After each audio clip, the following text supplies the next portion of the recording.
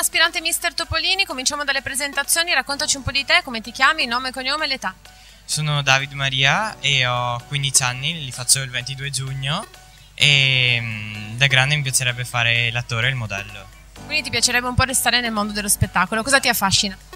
Mi affascina tutto quanto, cioè partecipare anche a questi concorsi oppure anche mi affascina recitare e così. Cosa ti aspetti da questa esperienza di Mister Topolini?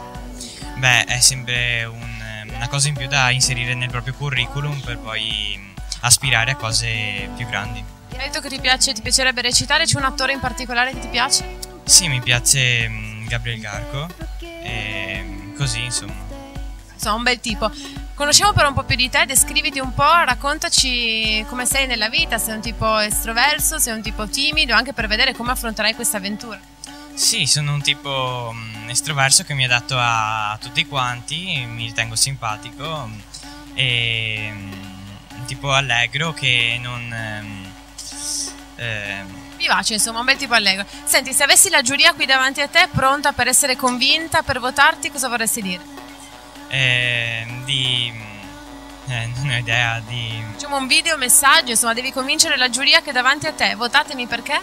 Votatemi perché sono...